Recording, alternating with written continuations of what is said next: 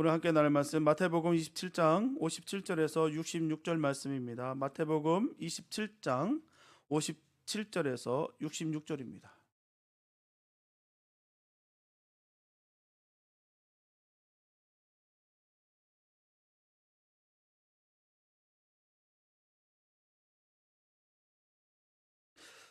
마태복음 27장 57절에서 66절 말씀입니다. 주님의 귀한 말씀 우리 한 목소리 함께 합독하시겠습니다. 시작.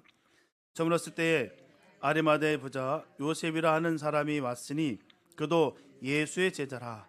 빌라도에게 가서 예수의 시체를 달라 하니 이에 빌라도가 내주라 명령하거늘 요셉이 시체를 가져다가 깨끗한 세마포로 싸서 바위 속에 판 자기 새 무덤에 넣어두고 큰 돌을 굴려 무덤 문에 놓고 가니 거기 막달라 마리아와 다른 마리아가 무덤을 향하여 앉았더라. 그 이튿날은 준비일 다음 날이라. 대제사장들과 바리새인들이 함께 빌라도에게 모여 이르되 주여 저 속이던 자가 살아 있을 때 말하되 내가 사흘 후에 다시 살아나리라 한 것을 우리가 기억하노니 그러므로 명령하여 그 무덤을 사흘까지 굳게 지키게 하소서. 그의 제자들이 와서 시체를 도둑질하여 가고 백성에게 말하되 그가 죽은 자 가운데서 살아났다 하면 후에 속임이 전보다 더 클까 하나이다 하니 빌라도가 이르되 너에게 경비병이 있으니 가서 힘대로 굳게 지키라 하거늘 그들이 경비병과 함께 가서 돌을 인봉하고 무덤을 굳게 지키니라. 아멘. 오늘 우리는 마태복음 27장의 그 마지막 부분, 예수 그리스도께서 십자가에서 숨을 거두시고 무덤에 갇히신 그 금요일 저녁부터 토요일까지의 그 기록을 함께 묵상하고자 합니다. 요즘 우리는 유난히 통제와 또 보안이라는 단어에 집착하는 시대를 우리가 살아가고 있습니다. 얼마 전 세계를 강타한 정말 전염병 사태 다 기억하실 거예요. 이 코로나 생각만 해도 지긋지긋합니다. 우리는 이 바이러스의 확산을 막기 위해서요, 도시를 폐쇄하고 봉쇄하고 국경을 꾹꾹 닫고요, 또 사람과 사람 사이에는 투명한 벽을 세웠어요. 바이러스라는 이 보이지 않는 위협이 우리의 통제권 밖으로 벗어나는 것에 대한 이 극심한 두려움이 있었다는 것이죠. 통제가 안 돼요. 그냥 이 확산되는 이 속도를 맞출 수가 없습니다. 또 경제 뉴스에서는 이런 리스크 관리를 외치고 있어요. 불확실한 미래 대비해서 손실을 최소화하고 가장 안전한 자산에 돈을 묶어두며 또 최악의 시나리오가 현실이 되지 않도록 온갖 안전장치를 겁니다. 사회적으로 어떻습니까?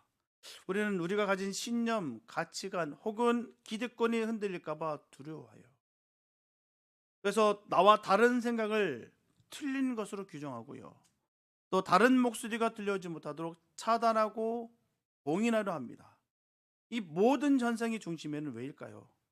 두려움이 있다는 거예요. 두려움 때문에 그렇게 하는 거예요. 내가 통제할 수 없는 무언가가 내 삶을 무너뜨릴지도 모른다는 이 두려움, 내가 애써 이룬 것들이 한순간에 싹 다 사라질지 모른다는 불안감이라는 것입니다. 우리는 저마다 자기 삶의 무덤을 가지고 있습니다. 다시는 떠올리고 싶지 않은 그 실패의 기억들, 다시는 겪고 싶지 않은 그 상실의 고통, 혹은 내 미래를 위협하는 이 불안의 요소들, 그리고 우리는 그 무덤에 거대한 돌을 굴려 막고서 로마의 인봉과 같이 강력한 안전장치로 봉인하려 다시는 그 절망이 밖으로 나오지 못하도록 하기를 간절히 바란다는 거예요. 오늘 본문은 정확히 이 지점에서 우리에게 말을 걸고 있습니다. 인류의 모든 절망과 죄를 짊어지고 죽으신 예수님의 그 무덤, 그 무덤을 둘러선 세 부류의 사람들이 있었어요. 어떤 이들은 절망 속에서도 용기를 내서 그 무덤을 들어간 사람이 있습니다. 또 어떤 사람들은 절망의 무덤 앞에서 그냥 주저앉아 그저 바라보며 지킨 사람들이 있었죠. 그리고 또 어떤 이들은 그 절망이 다시는 나오지 못하도록 필사적으로 무덤을 지키며 섰던 사람들이 있습니다. 오늘 우리는 이 세 부류의 사람들을 우리 차례로 살펴보면서 절망의 한복판에서 과연 나는 지금 어디에 서 있는가, 나는 무엇을 지키고 있는가를 깊이 묻고 그 속에서 우리에게 주시는 그 하나님의 놀라신 은혜를 발견하게 되시길 예수의 이름으로 축복합니다. 첫째, 우리가 만나는 인물은 아리마대 사람 요셉이에요. 보면 57절과 58절 말씀 보게 되면 저물었을 때 아리마대 부자 요셉이라 하는 사람이 왔으니 그도 예수의 제자라.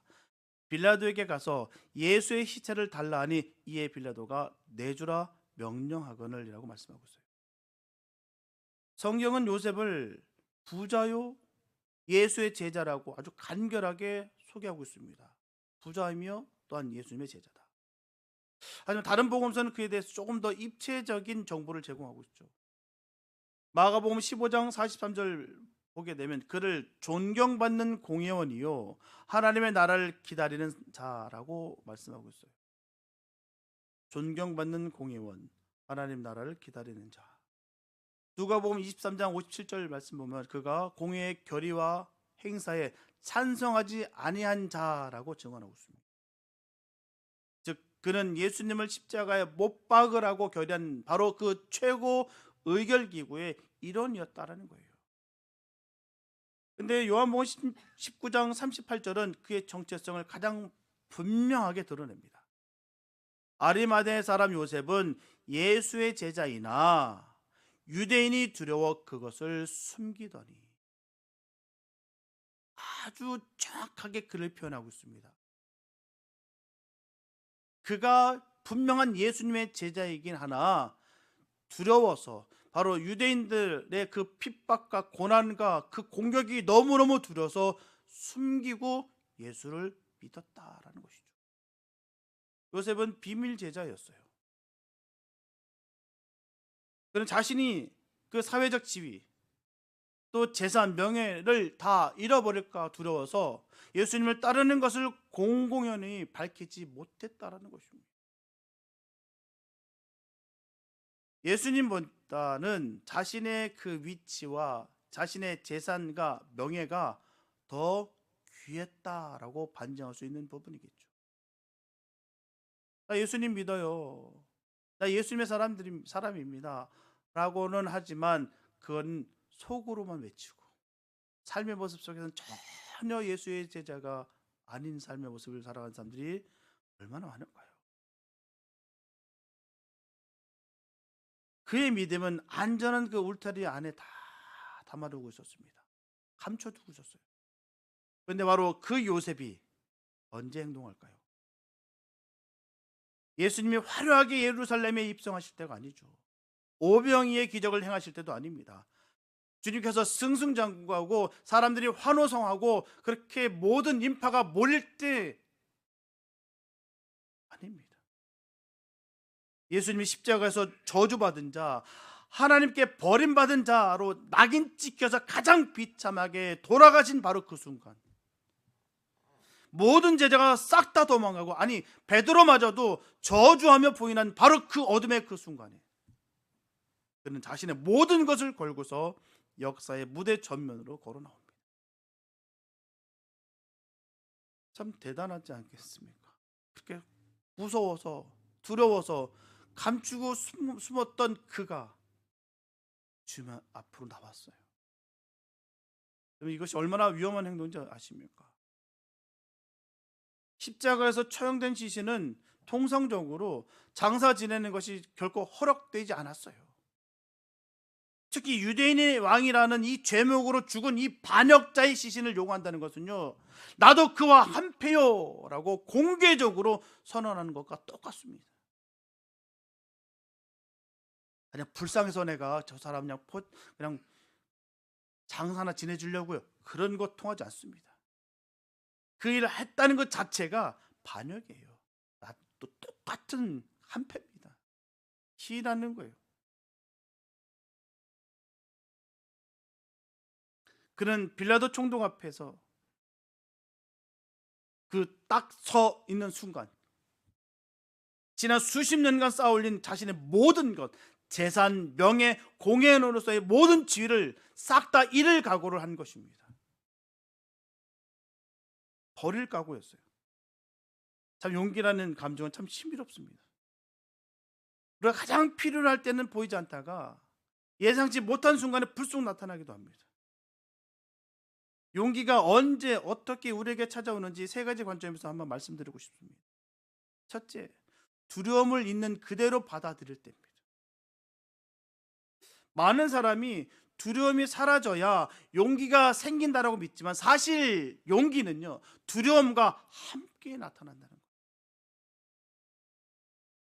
무섭지 않다라고 최면을 거는 것이 아니라 무섭지만 그럼에도 불구하고 해보고 싶다는 마음을 인정하는 순간 용기의 싹이 트기 시작하는 거예요. 둘째, 아주 작은 첫 번째 발걸음을 뗄 때입니다. 거창한 결심할 때보다 아주 사소한 행동을 시작할 때 용기가 뒤따라오곤 합니다. 완벽한 계획이 세워질 때가 아니에요. 일단 이것 하나만 해보자 하고 몸을 움직이는 순간 그 상황에 적응하며 나아갈 힘을 만들어낸다는 것이죠. 그런 분도 우리 주변에 참 많아요. 그렇습니까? 용기가 있어서 결심을 확 해서가 아니라 한번 해보자. 그렇게 동요될 때 큰 에너지가 폭발적으로 나타나고요. 용기가, 저 사람이 저렇게 용기 있는 사람이 아닌데, 그런 분들 참 많아요. 그런데 그렇게 폭발적으로 나타날 때가 있다는 것이죠. 셋째, 이유가 두려움보다 커질 때입니다. 내가 왜 이 일을 하려 하는가에 대한 답이 분명해질 때 용기는 강력해집니다.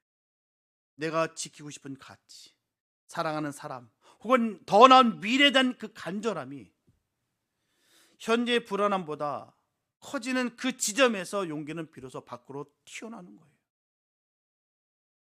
미국의 작가이자 철학자였던 제임스 닐 홀링워스는 전합니다. 용기란 두려움이 없는 상태가 아니라 두려움보다 더 중요한 무언가가 있다는 판단이다. 저는 이 말에 동의합니다.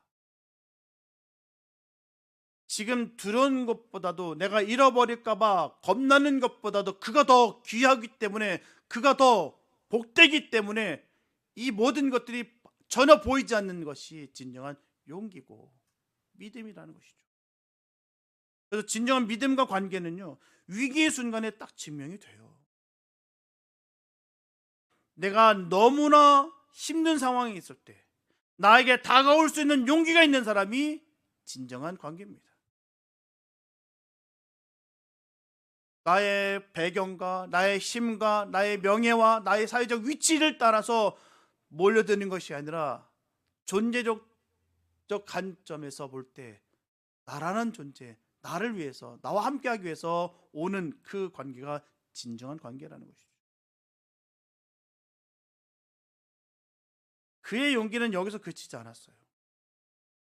본문 59절과 60절 말씀 보게 되면 요셉이 시체를 가져다가 깨끗한 세마포로 싸서 바위 속에 판 자기 새 무덤에 넣어두고 큰 돌을 굴려 무덤 문에 놓고 가니라고 말씀하고 있습니다. 요셉은 예수님의 시신을 가져다가 깨끗한 세마포를 쌉니다. 저주받은 죄인의 시신을 가장 정결하고 귀한 예법으로 대한 거예요. 이것은 단순한 장례 절차가 아닙니다. 이분은 죄인이 아니라 가장 거룩한 분이십니다 라는 신앙 고백이에요. 세상 사람이 뭘 한들 난 상관없이 이분은 나의 구주가 되시고 이분이 나의 전부가 되신다. 이런 신앙 고백이 있길 바랍니다. 이게 진정 신앙 고백이에요. 세상 사람들이 우리 주님을 어떻게 평가할지 모르겠지만 그분이 나의 전부가 되시고 구세주가 되신다. 그분 말씀하셨던 한 말씀 하나하나가 난 생명의 말씀이 돼서 나와 함께 하신다. 이게 진정한 믿음이에요. 이게 바로 신앙 고백이십니다. 더욱 놀라운 것은 그가 예수님을 자기 새 무덤에 모셨다는 사실이에요. 카이노스, 새로운, 한 번도 사용하지 않은 이란 뜻이에요. 당시 유대의 부자들은 자신과 가문을 위해서 바위를 깎아 미리 무덤을 준비합니다. 이것은 요셉 자신의 영원한 안식처였어요. 전부입니다. 자신의 가장 소중한 미래, 자신의 가장 마지막 자리를 기꺼이 예수님께 내어드렸어요. 이사야서 53장 9절은 이렇게 예언합니다. 그는 강포를 행하지 아니하였고 그의 입에 거짓이 없었으나 그의 무덤이 악인들과 함께 있었으며 그가 죽은 후에 부자와 함께 있었도다. 참 요셉은 바로 이 예언을 성취하는 도구가 됐다는 것이죠. 쓰임을 받았다는 거예요. 그의 믿음은 더 이상 숨어있는 믿음이 아니었습니다. 세상이 예수님을 실패자여 저주받은 자로 규정한 그 절망의 순간에 그의 믿음은 가장 빛나는 용기가 되었다는 것입니다. 그러면 우리의 믿음은 언제 증명될까요? 모든 것이 평안하고 형통할 때일까요? 아닙니다. 내 삶에 십자가가 드려지고 세상이 나의 신앙을 조롱하며 예수를 따르는 것이 가장 큰 손해처럼 보일 때, 바로 그때 우리의 믿음은 요셉의 용기를 요구받습니다. 그때 증명되는 거예요. 좀 편안할 때는 기도 좀 해봐야겠다. 내가 좀 시간 좀 나면 좀 말씀 좀 읽어봐야지. 그런 날은 절대로 안 옵니다. 시간이 많으면 많을수록 더 일이 많고요. 시간은 더 없습니다. 신앙과 믿음은요, 시간 내서 하는 것이 아니라 시간을 내야 되는 거예요. 뭔가를 포기해야 얻을 수 있는 절대 가치입니다. 이런 신앙의 용기가 결단이 있기를 바랍니다. 요셉의 용기가 있기를 바랍니다. 정말 내가 힘들고 어려울 때, 고난 중에 있을 때 가장 신앙이 빛날 때입니다. 억울해하지 마시고 슬퍼하지 마시고 나에게 왜 이런 일이 있을까, 이런 무덤 같은 일들이 나에게 왜 속했던가라고 고통스러워하지 마시고 그때 비로소 주님 앞에 나아갈 절호의 기회와 찬스라는 사실을 꼭 잊지 마시기 바랍니다. 절망의 무덤 앞에서 두려움을 이기시고요, 나의 가장 소중한 새 무덤을 주님께 아낌없이 내어드릴 수 있는 저와 여러분 되시기를 예수님의 이름으로 축복합니다. 둘째, 우리는 무덤을 지키는 또 다른 두 사람을 만나게 됩니다. 본문 61절에 보게 되면 거기 막달라 마리아와 다른 마리아가 무덤을 향하여 앉았더라 말씀하고 있습니다. 요셉이 위대한 용기로 행동을 했다면 이 두 여인은 무력한 슬픔 속에서 그저 머무는 사랑을 보여줬다는 거예요. 그들은 예수님이 십자가에 달리실 때도 멀리서 바라보던 그런 여인들이었습니다. 멀리서 바라봤던. 그들은 예수님의 죽음의 순간을 끝까지 지켜봤어요. 그리고 이제 요셉이 그 시신을 무덤에 안치하고서 거대한 돌을 굴려막는 그 모든 과정을 무덤을 향하여 앉아서 다 지켜보고 있었습니다. 여기서 앉았더라라는 그 헬라어 동사는 계속해서 앉아있는 상태를 의미하는 것입니다. 그들은 떠나지 못했어요. 아니, 떠날 수가 없었습니다. 해가 저물고 있었죠. 안식일이 곧 시작됩니다. 이제 그들이 할 수 있는 일은요, 아무것도 없어요. 뭔가 할 수 있는 일이 아무것도 없습니다. 전혀 없습니다.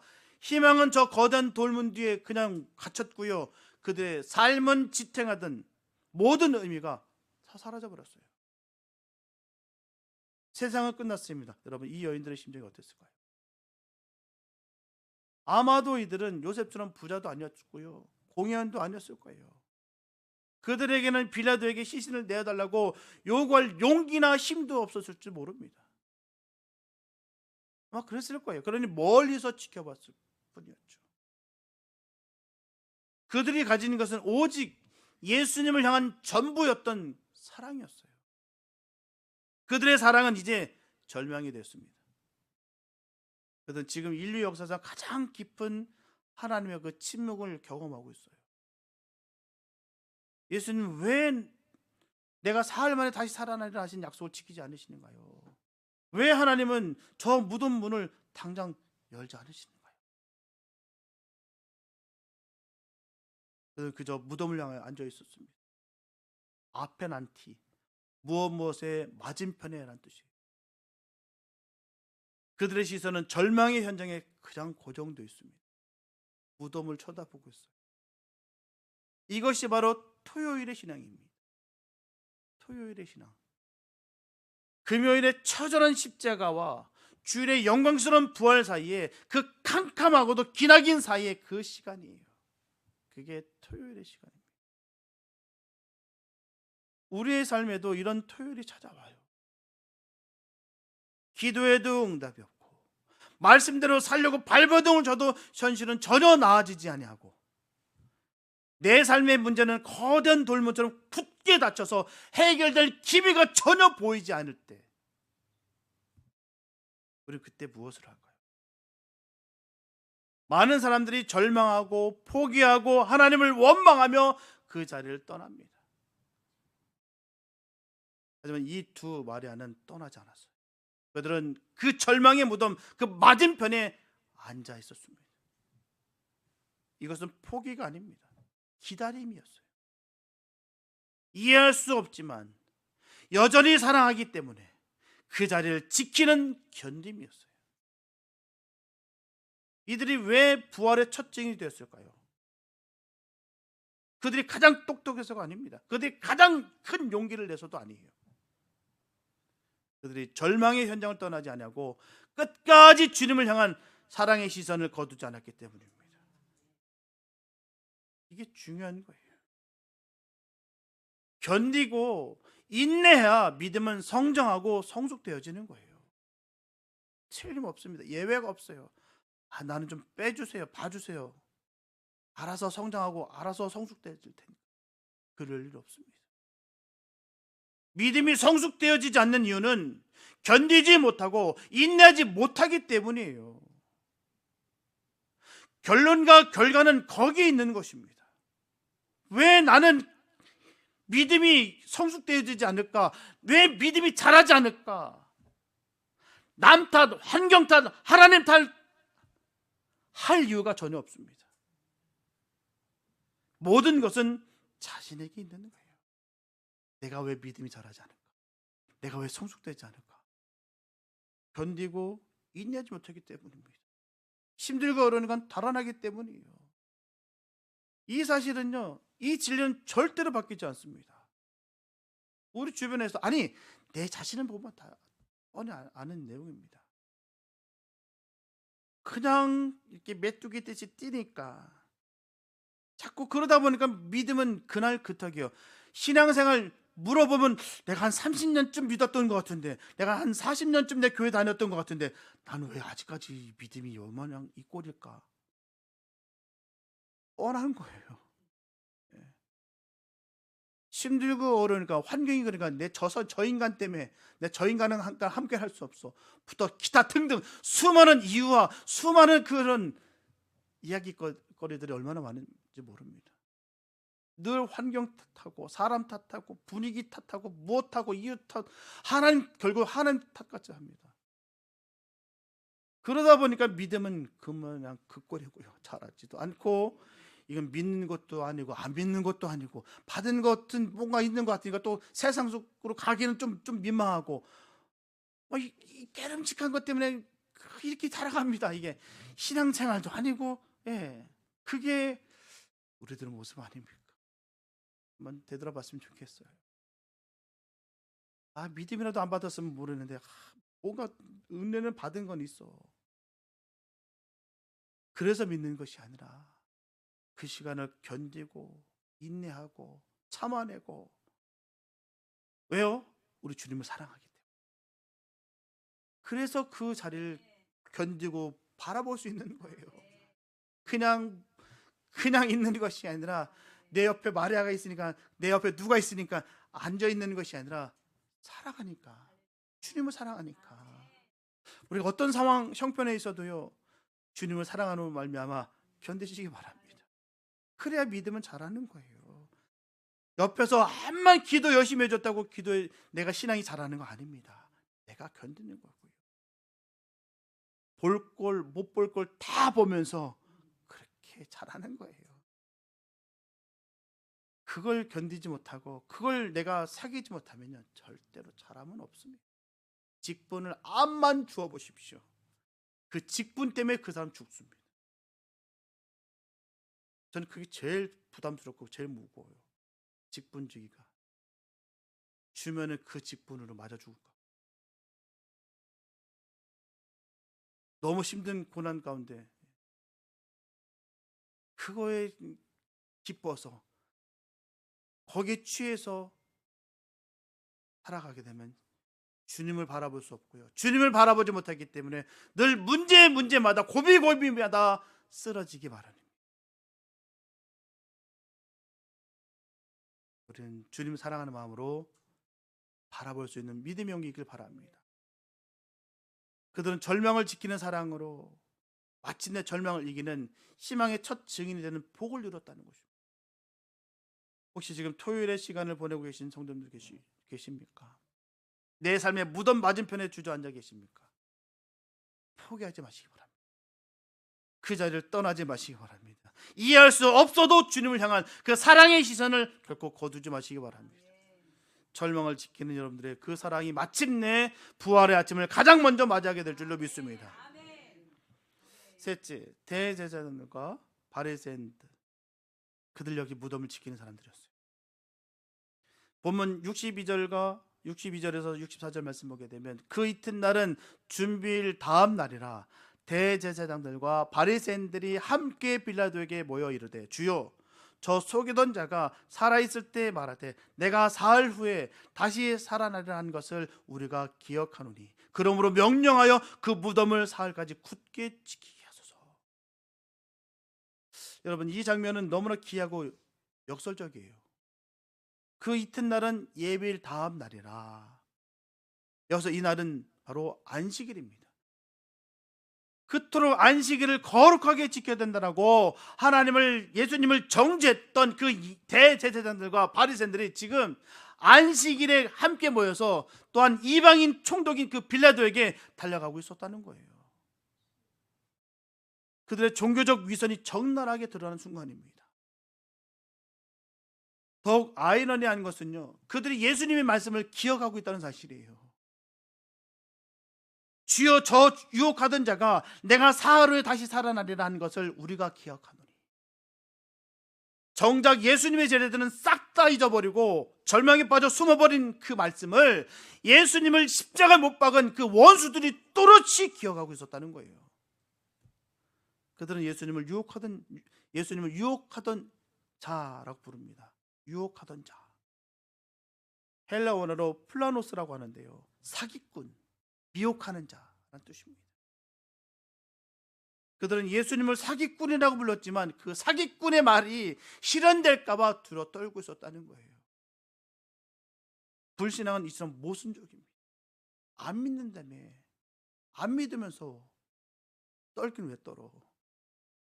사기꾼으로 인정하고 낙인 찍으면서 그 말을 들을 이유가 전혀 없었다는 것이죠. 사기꾼 말인데 왜 말을 들어? 사흘 만에 다시 일어날지 않을지. 사기인데 그 말을 왜 믿어? 신경 쓰고 두려워할 이유가 없었다는 것이죠. 이것이 모순이에요. 모순적 어원이 뭐겠습니까? 뚫어지지 않는 방패가 있다. 모든 것을 다 뚫는 창이 있습니다. 이거가 모순 아닙니까? 예수가 어디 있어? 천국이 어디 있고 지옥이 어디 있어? 그게 말하는 사람들 보고 가서 당신 지옥이나 떨어져라. 아니, 세상에 그런 말을 어떻게 나한테 지옥에 떨어지라고. 지옥 믿지도 않으면서 지옥 떨어지라고 하면 무서워요. 화냅니다. 지옥 없다며. 천국도 없다며. 그게 모순이에요. 안 믿는다고 하면서 뭔가 찝찝하고 뭔가 괴름직하고. 결국 그들의 두려움은 구체적인 시나리오를 만듭니다. 본문 64절에 보게 되면 그의 제자들이 와서 시체를 도둑질하여 가고 백성에게 말하되 그가 죽은 자 가운데서 살아났다 하면 후의 속임이 전보다 더 클까 하나이다 라고 말하고 있어요. 그들은 부활 자체를 두려워하는 것이 아닙니다. 그들은 부활했다는 그 소문이 퍼질까 봐 두려운 거예요.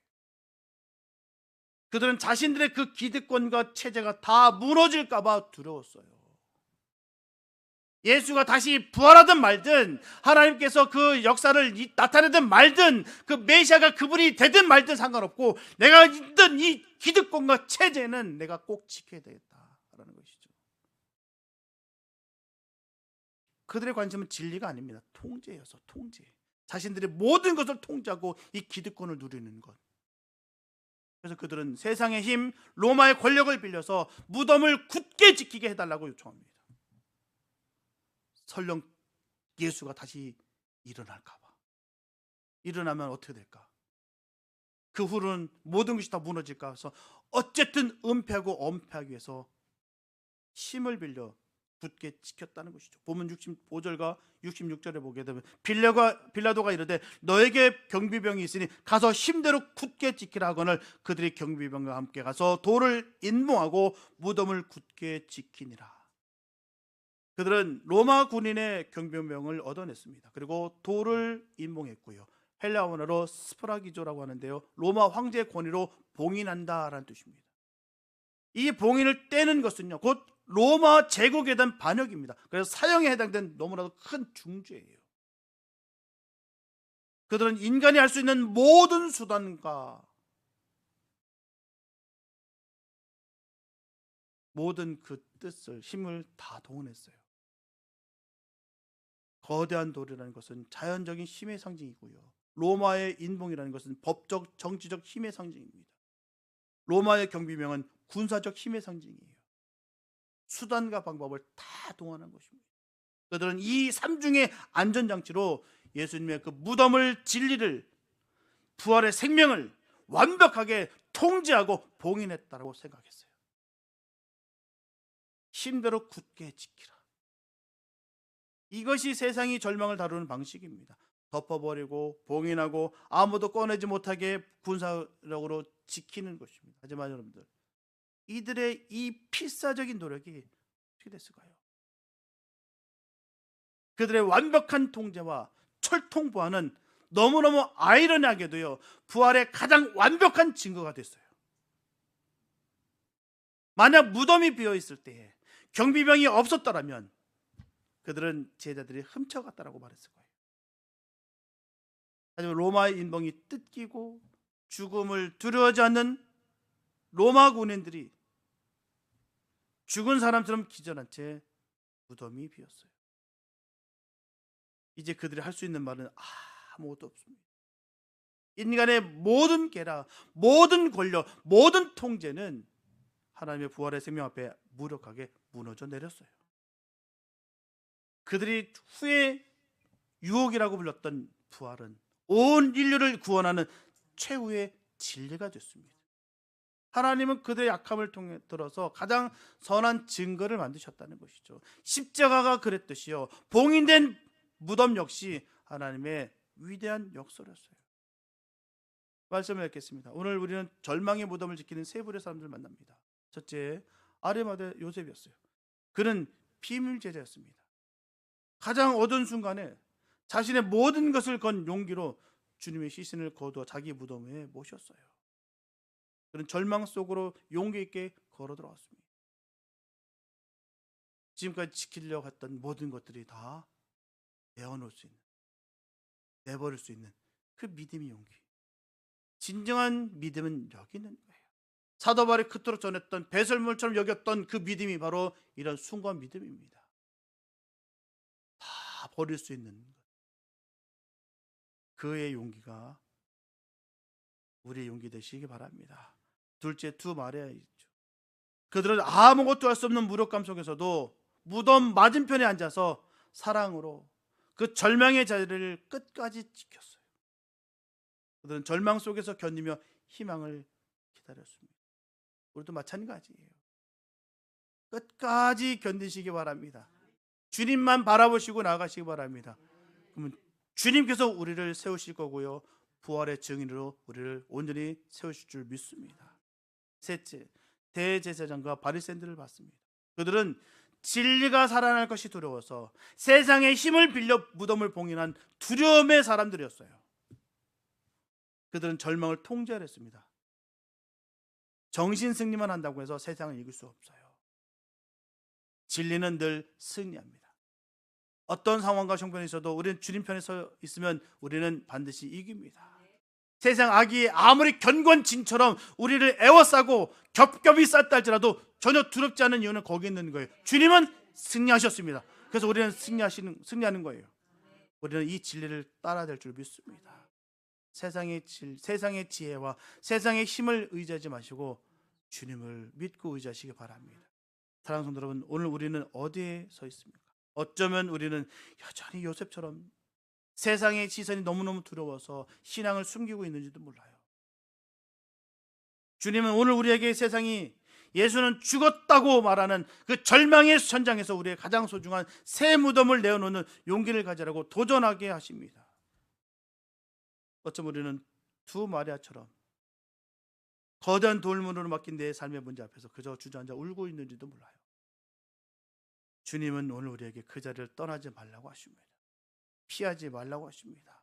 사랑으로 그 절망의 자리를 지키고 견딜 때에 부활의 첫 증인이 되는 영광을 주실 것입니다. 혹은 어쩌면 우리는 대제사장들처럼 내 삶의 부활의 생명이 역사하는 것이 너무 두려워 내 경험과 내 지식이란 돌로, 내 고집이라고 하는 인봉으로, 세상의 방법이라는 그 경비병으로 하나님의 역사를 통제하고 막아서고 있지는 않은지 점검하시기 바랍니다. 기억하시기 바랍니다. 인간이 아무리 거대한 돌로 막고요, 로마의 인봉으로 봉하고 군사력으로 지켜도 예수 그리스도의 생명은 절대로 가둘 수가 없습니다. 우리가 봉인하라는 그 절망의 무덤은 사실 생명의 문이었어요. 우리가 끝이라고 생각했던 그 무덤에서 바로 하나님의 새 역사는 시작됩니다.